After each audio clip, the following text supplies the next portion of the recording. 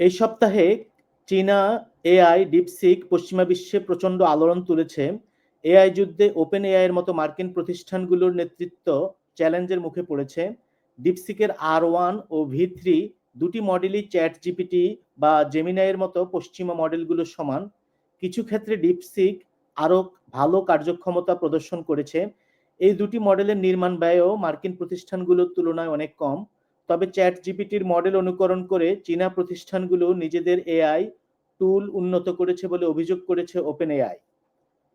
মার্কিন নৌবাহিনী তাদের নাবিকদের চীনা প্রযুক্তি কোম্পানি ডিপসিকের কৃত্রিম বুদ্ধিমত্তা মডেল ব্যবহারে নিষেধাজ্ঞা জারি করেছে। নৌবাহিনীর এক প্রতিবেদনে জানানো হয়, ডিপসিকের R1 মডেলকে কাজের সাথে সম্পর্কিত বা ব্যক্তিগত ব্যবহারের জন্য নিষিদ্ধ করা হয়েছে। নৌবাহিনীর একটি ইমেল জানিয়েছে যে মডেলের উৎপত্তি এবং ব্যবহারের সাথে সম্পর্কিত সম্ভাব্য নিরাপত্তা এবং নৈতিক উদ্বেগ থাকার কারণে এটি এড়িয়ে চলা উচিত। ইতালির অ্যাপ স্টোর ও গুগল প্লে স্টোর থেকে প্রতিষ্ঠানটির চ্যাটবট অ্যাপ সরিয়ে নেওয়া হয়েছে। দেশটির ডেটা সুরক্ষা কর্তৃপক্ষ বলেছে, ব্যবহারকারীদের ব্যক্তিগত তথ্য সংগ্রহ ও সংরক্ষণের পদ্ধতি নিয়ে উদ্বেগ জানানোর পরেই এই সিদ্ধান্ত কার্যকর করা হয়। দক্ষিণ কোরিয়াও ভোক্তাদের প্রাইভেসি নিয়ে উদ্বিগ্ন। ডিপসিক ব্যবহারকারীদের ব্যক্তিগত তথ্য কিভাবে সংরক্ষণ করা হয় তারা সেটা জানতে চায়। ইউরোপে ইটালির পরে ফ্রান্স সরকার এবং আয়ারল্যান্ডের সরকারও ডিপসিকের তথ্য নিরাপত্তার ব্যাপারে প্রশ্ন তুলেছেন। এর বাইরে যুক্তরাজ্য এবং অস্ট্রেলিয়াতেও নাগরিকদের ডিপসিক ব্যবহারের ব্যাপারে সাবধান হতে বলা হয়েছে। এদিকে তাইওয়ানের সরকারি কর্মচারীদের উপর ডিপসিক ব্যবহারে নিষেধাজ্ঞা আরোপ করা হয়েছে। নিরাপত্তার কারণে এই পদক্ষেপ নেওয়া হয়েছে বলে এএফপির প্রতিবেদনে বলা হয়েছে।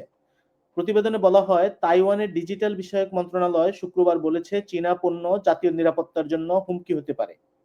তাই সরকারি সব দপ্তর, স্কুল, কলেজ, শিক্ষা কেন্দ্র সহ যাবতীয় রাষ্ট্রায়ত্ত প্রতিষ্ঠানের সঙ্গে সংশ্লিষ্টদের ক্ষেত্রে এই নিষেধাজ্ঞা কার্যকর হবে। সেই সঙ্গে যেসব স্বায়ত্তশাসিত প্রতিষ্ঠান সরকারি তহবিল গ্রহণ করে সেসব প্রতিষ্ঠানের কর্মকর্তারাও এর আওতায় পড়বেন। ডিপসিকের বিরুদ্ধে প্রথম অভিযোগ আনে ইউরোপের ভোক্তা অধিকার সংগঠন ইউরো কনজিউমার্স। তারা ডিপসিকের তথ্য ব্যবস্থাপনা ও গোপনীয়তা নিয়ে প্রশ্ন তোলে। এরপর ইতালির তথ্য সুরক্ষা কর্তৃপক্ষ ডিপসিককে তাদের ডেটা সংরক্ষণের পদ্ধতি ব্যাখ্যা করতে বলে এবং 20 দিনের সময়সীমা নির্ধারণ করে দেয়। তবে কর্তৃপক্ষের দাবি, ডিপসিকের প্রাথমিক ব্যাখ্যা যথেষ্ট ছিল না। প্রতিষ্ঠানটির দেওয়া তথ্যকে অসম্পূর্ণ ও অস্পষ্ট বলে উল্লেখ করে দ্রুত পদক্ষেপ নেয় ডিপিএ। ফলে ডিপসিককে ইতালির ব্যবহারকারীদের তথ্য সংগ্রহ ও প্রক্রিয়াকরণে নিষিদ্ধ করা হয়। ডিপসিকের গোপনীয়তা নীতিতে বলা হয়, ব্যবহারকারীদের ব্যক্তিগত তথ্য চীনের সার্ভারে সংরক্ষণ করা হতে পারে। যদিও প্রতিষ্ঠানটি দাবি করেছে তারা সব প্রযোজ্য ডেটা সুরক্ষণ আইন মেনে চলে, তবে ইতালির তথ্য সুরক্ষা কর্তৃপক্ষ এতে সন্তুষ্ট নন। ভোক্তাদের তথ্য সুরক্ষার ইস্যু নিয়ে পাশ্চাত্যের, বিশেষ করে ইউরোপ, আমেরিকার ডিপসিকের বিরুদ্ধে এভাবে উঠে পড়ে লাগার ব্যাপারটা কতটুকু আন্তরিক? কারণ পাশ্চাত্যের টেক কোম্পানিগুলিও ভোক্তাদের তথ্য ব্যবহার করে, থার্ড পার্টির কাছে বিক্রি করে। ডিপসিকের বিরুদ্ধে এভাবে সবাই একযোগে নামার কারণ কি? আমার মনে হয় এর কারণ হলো ডিপসিক ক্যাপিটালিজমের মূলে আঘাত করেছে।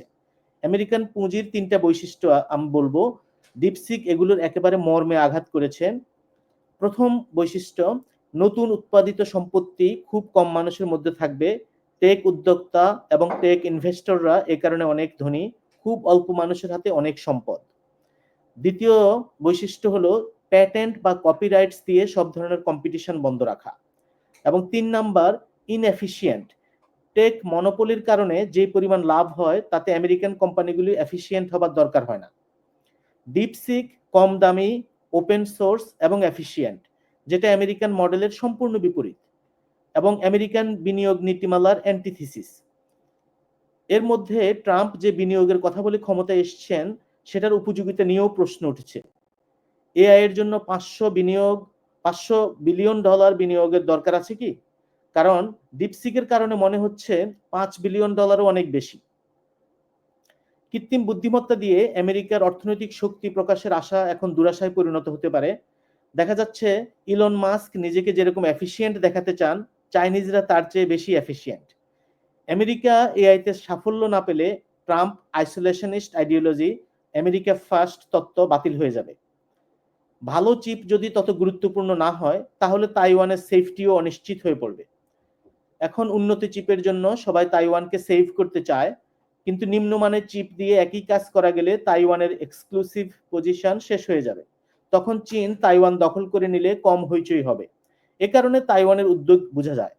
একইভাবে আমেরিকা এবং বিশ্বজুড়ে আমেরিকান বন্ধুরাষ্ট্রগুলি ডিপসিকের বিরুদ্ধে উঠে পড়ে লেগেছে। ভোক্তা অধিকার অবশ্যই গুরুত্বপূর্ণ, কিন্তু পাশ্চাত্যের চীন নীতি, এআই যুদ্ধ, এগুলো ডিপসিকের বিরুদ্ধে তাদের এককাট্টা হতে সহায়তা করেছে।